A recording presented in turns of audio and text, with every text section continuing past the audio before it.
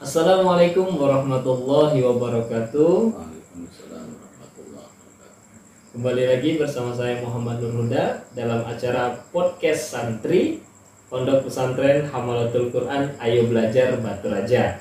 Tentunya dengan narasumber kita Abah Kiai Haji Endang Agus Sanjaya SPDI dalam acara Ngopi, Ngobrol Perkara Ilmu dan Ngobrolin Takwa. Iya. Assalamualaikum Abah. Waalaikumsalam warahmatullahi wabarakatuh. Baiklah Abah, di sini dalam kehidupan sehari-hari tentunya tidak asing dengan yang namanya zikir, Bah. Jadi pemirsa ini kemudian bertanya, maksud dari zikir itu apa sih, Bah, sebenarnya? Bismillahirrahmanirrahim. Alladzina amanu wa tatma'innu qulubuhum bi dzikrillah. Itu salah satu ayat Al-Quran, masih banyak ayat-ayat yang lain yang menjelaskan tentang zikir. Zikir itu perintah dari Allah Subhanahu wa Ta'ala untuk kita semua. Arti zikir itu banyak arti dari para ulama. Yang kami tangkap dari para guru adalah zikir itu mengingat dan menyebut. Ada dua makna yang harus dua-duanya bersamaan dikerjakan, yaitu mengingat Allah dan menyebut nama Allah. Bisa dibalik, menyebut nama Allah sekaligus mengingat Allah. Itu makna zikir. Ada ulama lain yang berpendapat zikir itu adalah segala macam bentuk kebaikan. Apa saja kebaikan ibadah itu zikir, sholat itu zikir, puasa itu zikir, berbuat baik dengan sesama itu juga zikir. Maka makna zikir ini maknanya banyak. Nah, itu yang tadi makna umum. Jadi segala macam bentuk kebaikan itu adalah zikrullah, zikir kepada Allah. Itu makna umum. Ada ulama yang mengartikan, memberikan makna khusus terhadap zikir itu sendiri. Kata mereka, zikir itu adalah menyebut dan mengingat nama-nama Allah yang sudah ditentukan, lafadznya. Maka dalam Al-Quran Allah berfirman, "Walillahil asmaul husna fad'uhu biha." Maka bagi Allah ada asma-asmanya yang disebut dengan Asmaul Husna. Nah, itulah memakai asma-asma Allah, menyebut asma-asma Allah dengan mengingat dan menyebut asma Allah. Nah, seperti itu. Jadi makna zikir secara khusus, ada lafaz-lafaz yang khusus yang diajarkan oleh baginda Nabi, kemudian diperintah juga oleh Allah. Itu bentuk khususnya. Misalkan baca la ilaha illallah, misalkan baca tasbih subhanallah, baca tahmid alhamdulillah, baca takbir Allahu akbar, baca hauqalah la haula wala quwata illa billahil aliyil azim, dan sebagainya. Itu makna zikir secara khusus, lafaz yang dibaca, yang diajarkan oleh Nabi, diperintah oleh Allah. Jadi makna khususnya yang tadi makna umum adalah segala macam bentuk kebaikan apa aja, bentuk ibadah, zikir, ngaji begini itu juga lagi zikir. Itu umum, zikir itu umum maknanya. Dan makna khusus tadi demikian. Wallahu a'lam bishawab. Jadi pemirsa, itu tadi salah satu pengertian dari zikir. Nah, kemudian apa sajakah, Bah, adab-adab kita itu ketika mau berzikir, Bah? Banyak ya, adab-adab dalam berzikir itu banyak hal. Kami tangkap dalam kitab Maraqil Ubudiyah, dalam kitabnya Imam Ghazali, dalam kitab banyak kitab-kitab yang mengajarkan tentang zikir. Salah satunya kitab Al-Adhkarnya Imam Nawawi. Adab-adab dalam berzikir, pertama, jangan mengerjakan zikir yang sunnah tapi kewajiban ditinggalkan. Itu nggak boleh. Wajibnya kerjakan. sholat belum, zikir udah, nah itu nggak pas, nggak adab. Maka adab berzikir itu, zikir itu sunnah. Ada yang wajib, kerjakan dulu yang wajib, baru berzikir. Jika belum mengerjakan yang wajibnya, jangan pikir dulu, yang wajib dulu kerjakan. Sholat wajib 5 waktu. Jangan buru-buru bertoriko, sibuk dengan belajar toriko, sholat enggak, ngaji enggak. Nah itu enggak adab dalam berzikir. Maka satu adab berzikir adalah kerjakan dulu yang wajib, baru yang sunnahnya, zikir yang lain yang sunnah sebagainya. Jangan sampai kita mengerjakan yang sunnah tapi meninggalkan yang wajib. Itu seperti orang pakai baju, pakai dasi tapi nggak pakai celana. Itu orang yang mengerjakan yang wajib, yang sunnah tapi meninggalkan yang wajib. Itu adab zikir yang pertama. Adab zikir yang kedua yang selanjutnya adalah ngerti makna zikir, ngerti arti zikir. Karena zikir itu tujuannya adalah tazkiyatun nufus atau tazkiyatul qalbi, tasfiyatul qalbi, membersihkan nafsu, membersihkan hati kita. Karena tujuannya bakal ke hati, maka untuk menolong zikir itu mesti ngerti apa yang dibaca. Zikir itu apa yang dibaca, pahami dulu artinya untuk menolong kekhusyuan kita ke dalam hati kita. Misalkan subhanallah artinya maha suci Allah, berarti Allah jangan sampai dikotori oleh hal-hal yang tidak-tidak, jangan sampai disekutukan, jangan sampai kita menduakan Allah karena Allah itu suci, jangan dikotori dan sebagainya. Misalkan kita baca alhamdulillah segala puji bagi Allah, maka pujian itu milik Allah dan segala macam. Nah gitu adab yang kedua, faham maknanya, paham arti dari zikir yang dibaca. Kemudian masih banyak. Adab yang ketiga adalah memakai lafaz-lafaz zikir yang sudah ada dan jangan merubahnya, jangan merubah-rubah, terus membacanya dengan baik dan benar. Syukur-syukur bisa pakai tajwid, ya kan? Pelan-pelan saja, biar tidak menghilangkan esensi, substansi makna itu zikir sendiri. Kayak subhanallah, haknya panjang, subhanallah, subhanallah, pakai kalkula subhanallah. Kan kalau dibaca cepat jadi bingung. Subhanallah, subhanallah, subhanallah, baca apa begitu? Maka subhanallah, subhanallah, pelan-pelan hayati maknanya. Juga kemudian jangan merubah lafaz, karena walaupun itu wajibnya dalam Al-Quran ya. Kalau Al-Quran wajib pakai tajwid, tapi dalam zikir pun alangkah lebih baiknya tetap juga memakai kaidah-kaidah tajwid supaya lafaznya tetap bagus, tetap baik. Kemudian yang tak kalah penting adab berzikir adalah adab keseharian kita.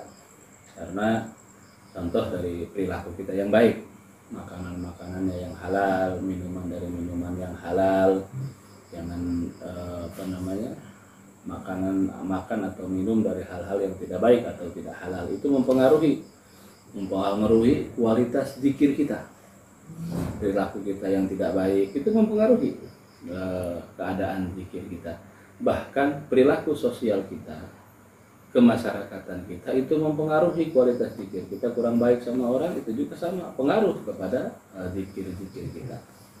Kemudian yang selanjutnya, yang keberapa tuh? Yang kelima ya.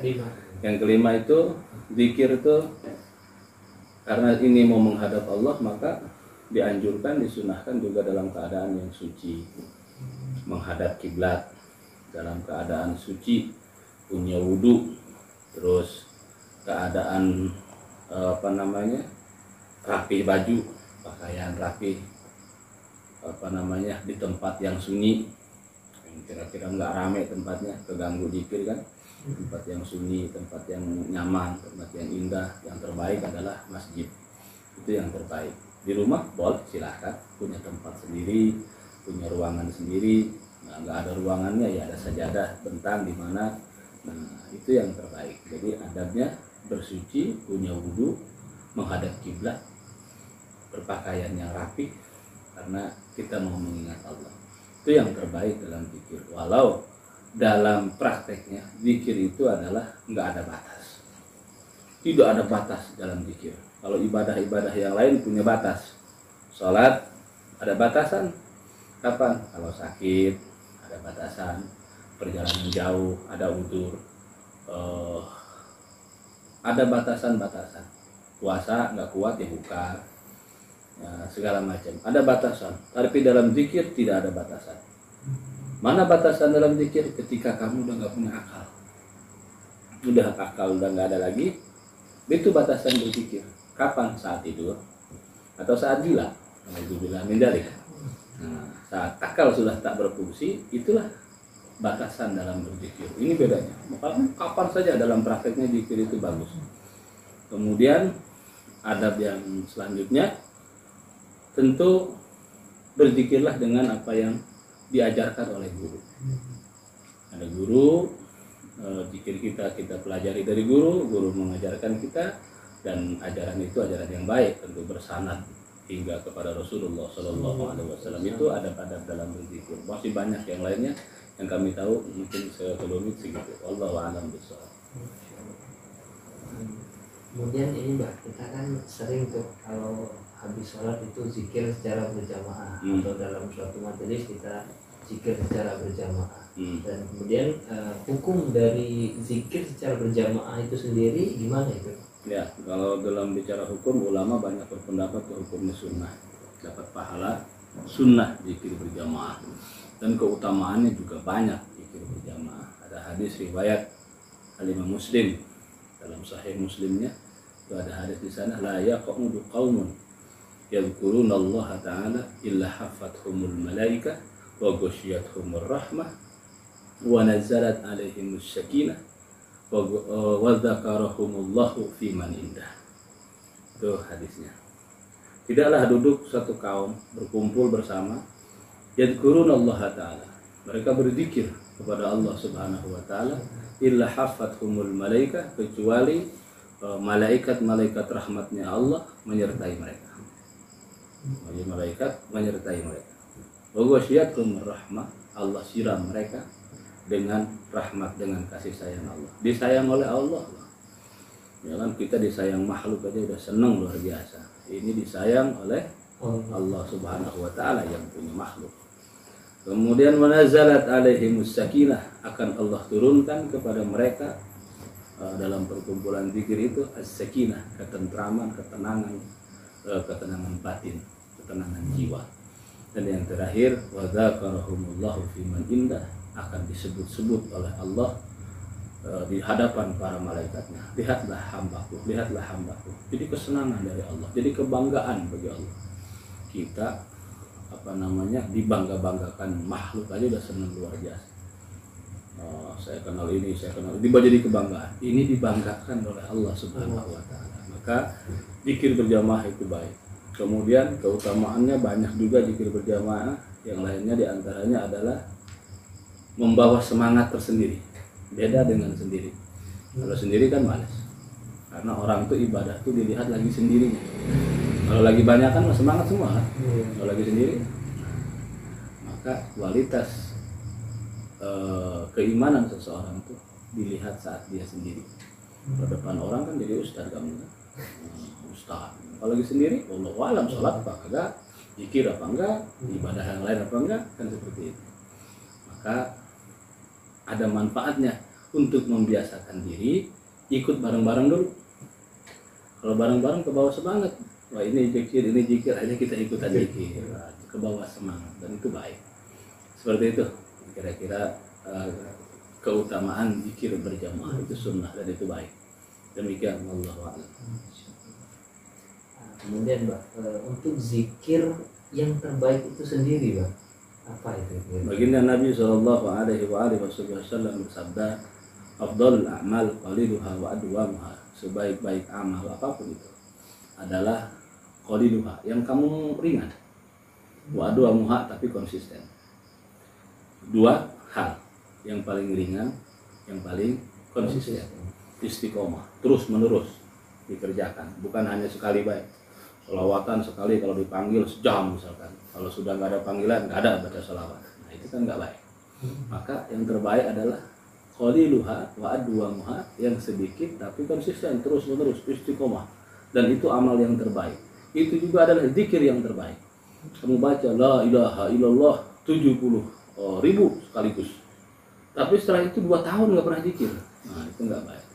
Lebih baik la ilaha illallah 33 kali terus tiap habis sholat, tiap habis sholat, tiap habis sholat. Nah itu yang terbaik. Maka yang terbaik yang terkecil tapi yang istiqomah dan yang kamu paham artinya dan bisa menyenangkan hatimu.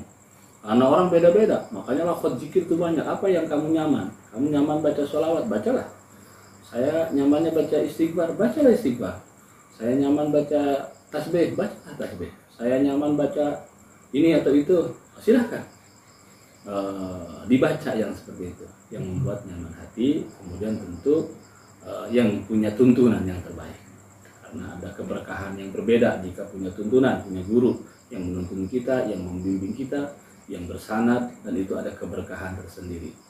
Demikian kira-kira. Allahu a'lam bishawab. Masya Allah. Terima kasih banyak sebelumnya Abah ini atas ilmu yang sudah diberikan. Alhamdulillah bagi pemirsa. Setelah tadi penjelasan dari narasumber kita, yakni Abah Kiai Jendang Agus Sanjaya SPDI, tentang masalah zikir. Ya, mungkin cukup sekian dari saya. Saya Muhammad Nur Huda selaku host, kemudian narasumber Abah Kiai Jendang Agus Sanjaya SPDI dalam acara podcast santri Pondok Pesantren Hamalatul Quran Ayo Belajar Batu Raja. Tentunya dalam acara ngopi, ngobrol perkara ilmu, dan ngotak ngobrolin takwa. Mungkin itu saja dari saya. Saya pamit undur diri. Wassalamualaikum warahmatullahi wabarakatuh. Waalaikumsalam warahmatullahi wabarakatuh.